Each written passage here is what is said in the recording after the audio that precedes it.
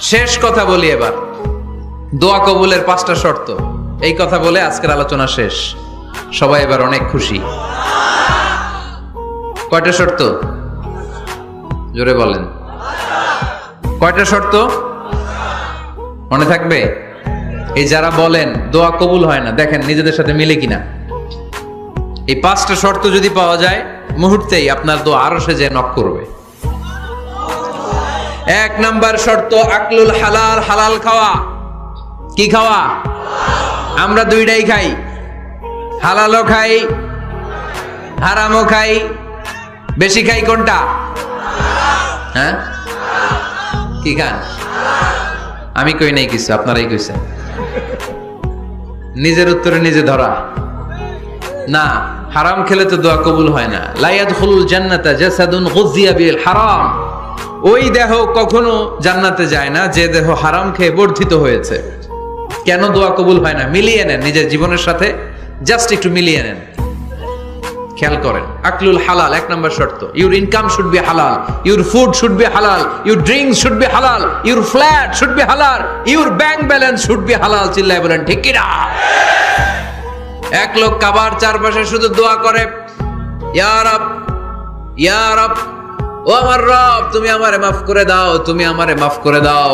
এই সাহাবীর কান্নাকাটি দেখে, এই লোকের কান্নাকাটি দেখে অন্য সাহাবারা বলল, আজকের সব সওয়াব এই লোকে নিয়ে যাবে। সব সওয়াব তো আজকে উনার। এর দোয়া কবুল। আল্লাহর হাবিব বললেন, ওয়া মাতআমুহু হারাম, ও যা খায় হারাম খায়। ওয়া মাশরাবুহু হারাম, যা পান করে হারাম। মালবাসুহু হারাম, তার ড্রেস আপ এটা হারাম টাকা থেকে আসে। ফাআন্না ইউস্তাজাবু লাহু, কেমন করে আল্লাহ ওর দোয়া কবুল করবে? আল্লাহ ঠেকা পড়ছে নাকি? ইন্নাল্লাহা তাইয়্যিব লা ইয়াকবালু ইল্লা তাইয়্যিবা। আল্লাহ নিজে পবিত্র, আল্লাহ পবিত্র ছাড়া কোনো অপবিত্র জিনিস গ্রহণ করেন না। জিহাদের ময়দানে একজন সাহাবী ছিল, সর্বপ্রথম তীর মেরেছিল। নাম কে বলতে পারবে? সাআদ বিন আবি ওয়াক্কাস রাদিয়াল্লাহু তাআলা আনহু। উনি একবার আল্লাহর হাবিবকে বললেন, ইয়া রাসূলুল্লাহ, উদউল্লাহ আইয়াজআলানি মুস্তাজাবাদ দাওয়া। ও নবী, আপনি তো দোয়া করলে কবুল হয়, আপনি একটু আমার জন্য দোয়া করেন, আল্লাহ যেন আমারে মুস্তাজাবুদ দাওয়া বানিয়ে দেয়।